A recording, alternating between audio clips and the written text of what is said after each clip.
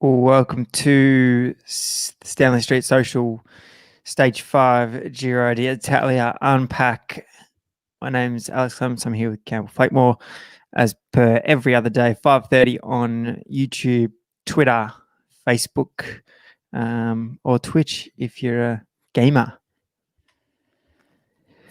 Last night, 4,500 meters of climbing just to open up the legs. What do you think, Campbell? Was it that many meters? 4,500. Yeah. Well, you probably wouldn't have picked the heaviest bloke in the race to win. I don't think anyone picked him to win. It was the best part of 6 hours. Genuine climb in the finish. It wasn't super steep. It was in the big ring for the second half of it, so it suited his characteristics to diesel up there. But wow, we thought it was going to be the breakaway, but when you saw the composition, you thought probably Conti was gonna be the best there. Yep. But it was Ganna. Incredible. Second stage win of the Giro. First ever road race win after pretty much being the king of the kids for TTs over the last 6 months, cleaning up. I think he's got four this season. Has the big Italian and picked up his first ever road race victory. Even with like that last group of three, he wasn't your favourite to win, and he just rode away from him on the last climb. Yeah, well, there was an article with Thomas de Ghent that I read that he was a little bit not happy with Rubio from Movistar, and essentially said, I was happy for him not to win. That's pretty much what he said. No. Yeah. No, he wasn't. Yeah, he said that. Headline of the article is, I made it my goal not to let Rubio win stage 5 of Giro. Because he sat on when Thomas went at the bottom of the climb, if you haven't seen it, the final ascent, and there was a Movistar guy on the move. Yeah, Carretero was there. So I think he understood that Rubio was going to sit on while De Ghent bridged across to the leaders. But when they got there, I don't think he was really contributing. And then as soon as Ganna sort of didn't attack, he just kind of kept the pace up. De Ghent just let the wheel go and thought, if you want to win this, I've won plenty of bike races in my life. If you want to win this one, you close it down. And then in the end, he's just like, I'd rather see Ganna win than this snoozer. Cold-blooded. I don't need the win. I've got enough. Listen, I've won a lot of bike races. I'm probably going to get some more chances. You chase this back. So I didn't mind that from De Ghent. He just doesn't care. Did you see his attack off the front of the bunch? How just casual he was? Yeah. Just he's rolls, a casual sort of guy from what we can see. Just bridges across to the move. Rips the Movistar guy a new one the whole way across for not doing a tap. And then goes, you know what? I don't really want to win this. I'll give this to Ganna. So the quote from De Ghent said he didn't say anything. He just didn't make an effort. He didn't want to pull once. When we were chasing, he had a teammate at the front, so I could understand that. But once we came across to his teammate, he still didn't want to do any of the work. Then he started attacking, so I made it my goal not to let him win. That's the direct quote. Jeez, that must be quite of the tour, quite of the Giro. Yeah, so I mean, Movistar, yeah, they had some numbers there, but they just couldn't quite deliver. And I think Rubio, he's like, I'm not sure where he's from. I think he's from South America somewhere. Clearly a good climber, under 55 kilos. You probably could have expected him to go with Ganna, 30 kilos extra. So it was just a bit of a mistake on their end. But yeah, hats off to Ganna. It was incredible, and now it opens up this can of worms, this discussion. When's he going to turn into a GC rider? It's like, hang on here. Like, let's just cool this off real quick. When's he going to lose 15 kilos and become the next Bradley Wiggins? Well, Brad Wiggins he said he was about that weight at that age when he was still on the track. You'd think Geraint Thomas was probably up, high 70s, perhaps even low 80s. And those guys didn't really turn into proper GC riders till into their 30s. So he's got plenty of time to continue to do TTs, do the Olympics, target Roubaix. He's won under 23 Roubaix or under 23 Flanders before, so he's got some quality on the cobble. So I imagine those would be the goals that he wants to tick off first, and then whether he actually does want to lose that extra 10 kilos that he'll need to go on and win Grand Tours is a completely different discussion to have. But I love that everyone's getting carried away after one stage win. Yeah. He's 82 kegs according to Pro Cycling Stats. Yeah, and in his post race, he also said that he was 82. So that's accurate. So, like, even if you just look at the last month or so, World Time Trial Champ, Giro Stage 1 winner, National Italian TT Champs, Giro Stage 5 now, and Torino. It's a purple all patch. IPTs. 24 years patch, old. isn't it? Mm. And you think what he did yesterday, it probably won't be the last time we're going to see him in the breakaway and be able to do some damage. Yeah, well, we were talking to Ben O'Connor the other day. He highlighted the amount of times that there is opportunities for the breakaway. That also a little bit. You could see it in a sense last night that there's not. It's not like you see at the Tour where there's full Ineos trains of normal or jumbo trains going full ham for the general. Just it's not as many numbers to control the race. So you would think he's oozing with confidence at the moment. He's obviously flying. He's got a team that's hunting stage wins, which isn't an opportunity that comes around every Grand Tour for the Ineos riders. So you wouldn't be surprised to see him up the road and victorious again. Yeah, it was super surprising. I thought maybe his World Championships win, I didn't want to put it down on it, but I thought maybe there's a little bit of an asterisk there. It was only 30 something K for an elite men's TT, which is quite short. And I thought maybe if it was 50K like it normally is, Rowan Dennis would have won. But I think after this performance, he's really the best TTer in the world. And I think that could have been 60K a TT and he still would have won. So very impressive. Very impressive. GC boys didn't really have a look last night. The climb probably wasn't steep enough.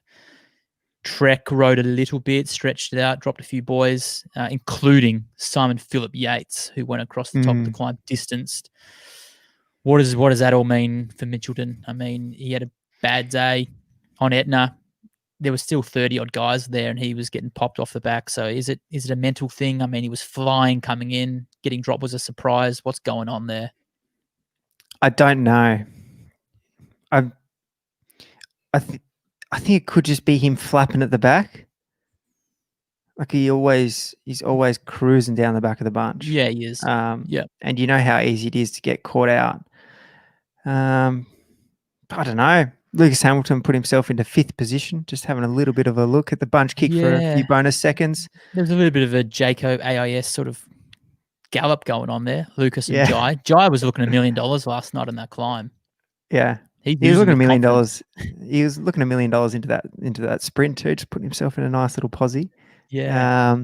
Him and Wilco going head to head at teams somewhere. They're both on pretty good time. Wilco obviously took a little bit more on the Mount Etna stage, but yeah, good to see.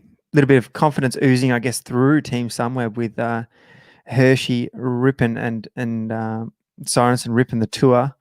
The boys are here to play. Yeah, and they had Uman up there too. Kelderman's looking really good. And we did touch on a couple of days ago, I don't know whether it was when we were recording, but Wilco Kelderman hasn't won a road race, I think, or a race in general since 2013. He's won like a national TT or something. Yeah, in between there. I think the last race was the general of Tour of Denmark and the 3rd-year pro. But we're always talking about him like he's this wizard, which he had a lot of top 10s in Grand Tours, which is mighty impressive. but Yeah. no actual wins for 7 years. It's incredible. That's incredible.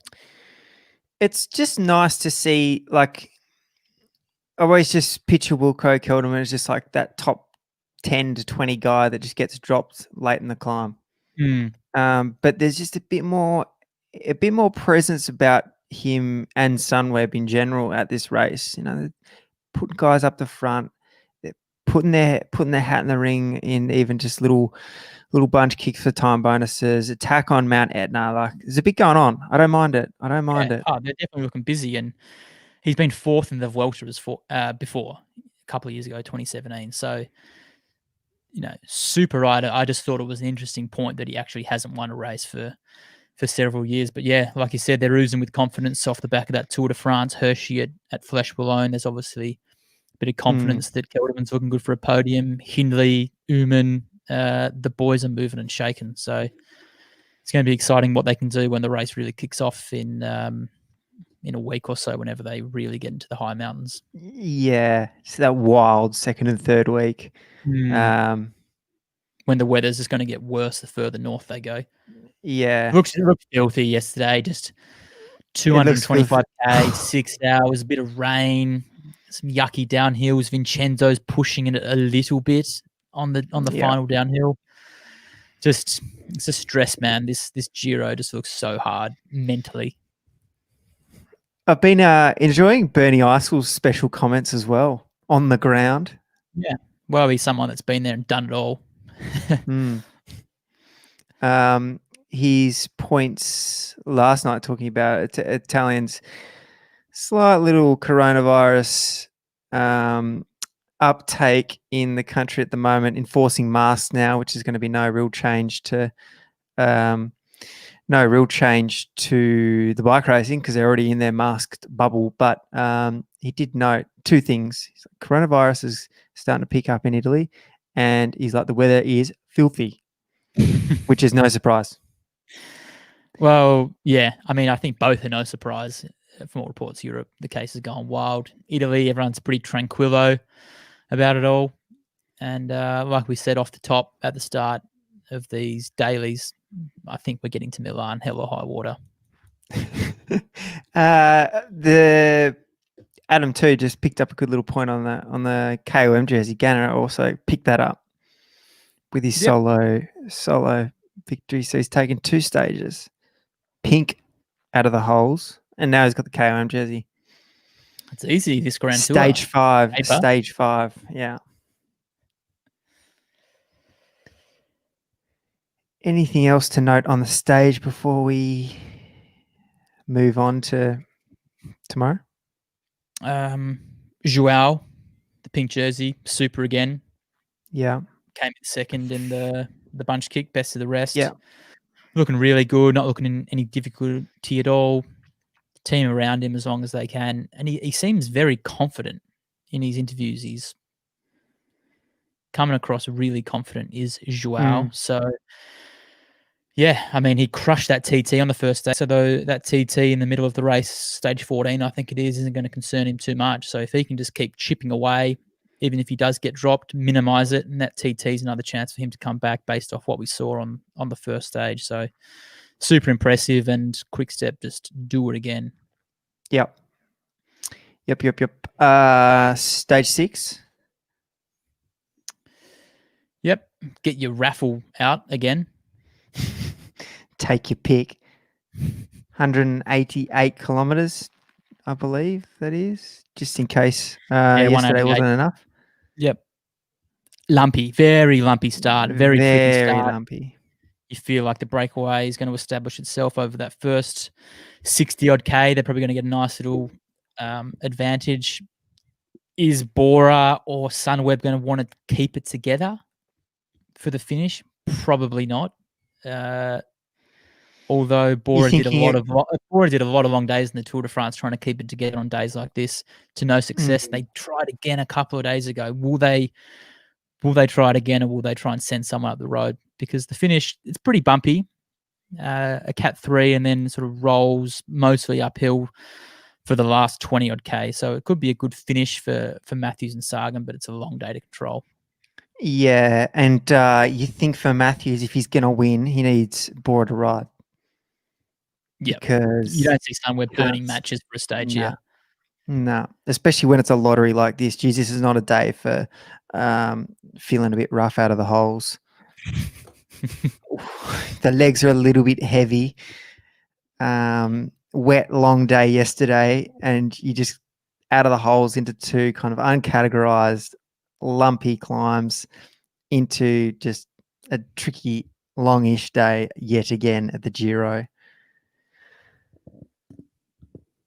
Have you seen any commentary around what others are thinking? No, I haven't seen any. Can it's What are you just a going to long say? day to ride. It's just a long day to ride.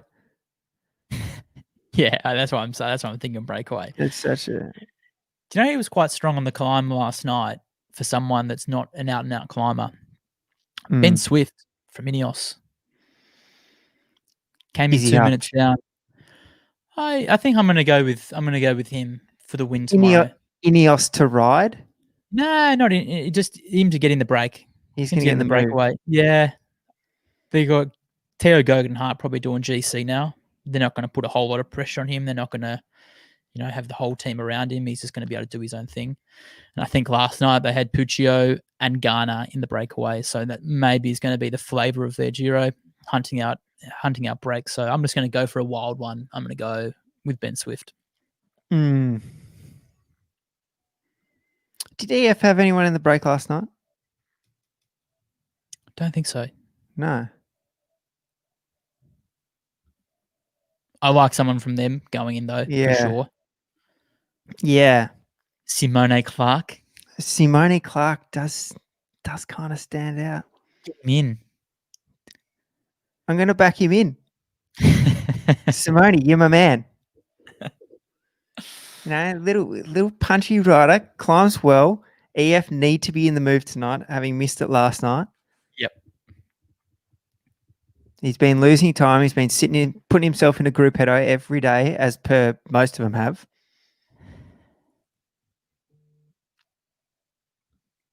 Simone, you're my man. Yep. Did you see the highlights of De Bransapil? I've literally seen the last 700 meters, kind of the top of the last climb to the finish. Yeah. Alaphilippe almost did it again. That was the headline.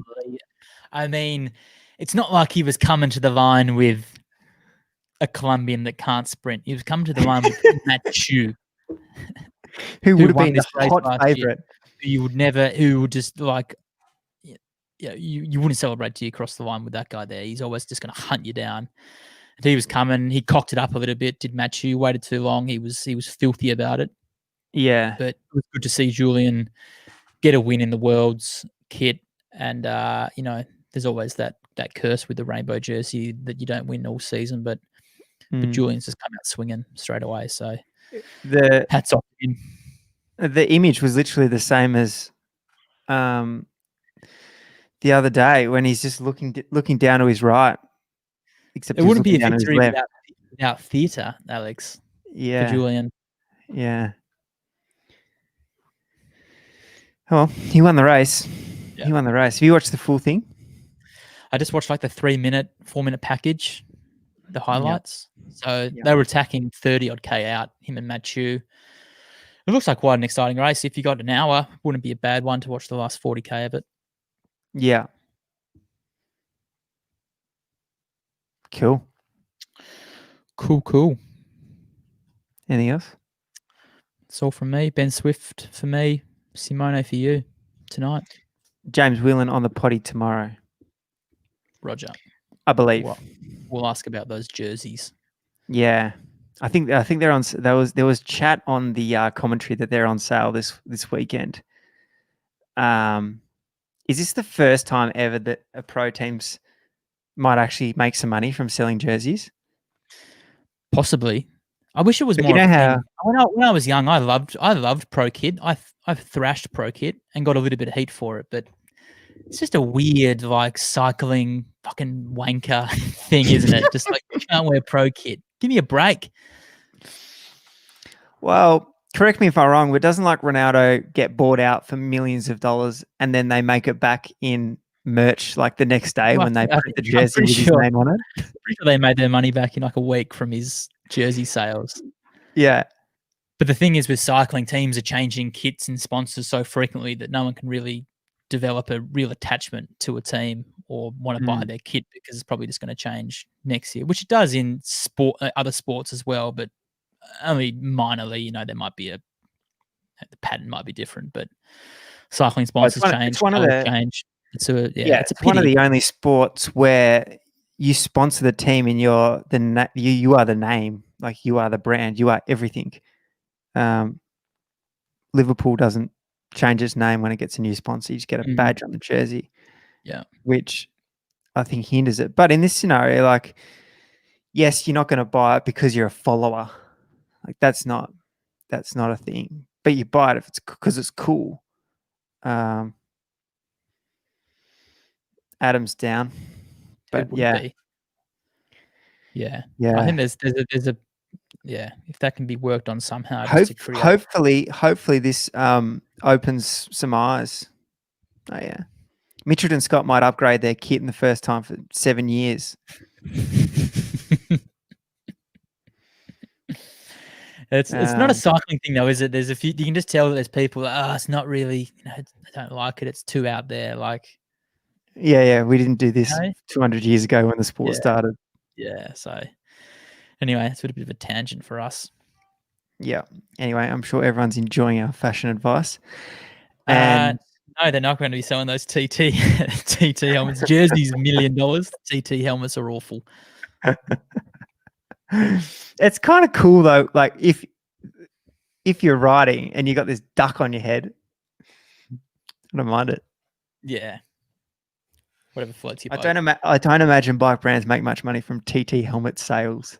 No. It's an awfully niche product. Okay, thanks for listening in. We'll be back here tomorrow. James Whelan will be here. Even Cambo too. I saw a picture of, might have been him or someone else. They got cool casual merch as well. Of course they do. Yeah. So good team to be on. Good team to be on. Meanwhile, the Italian teams are running full purple kit with 96 sponsors, a splash of green. So Orange, get it in. good. Yeah. All right. Thanks. I'll talk to you later. All right, see you tomorrow. Bye.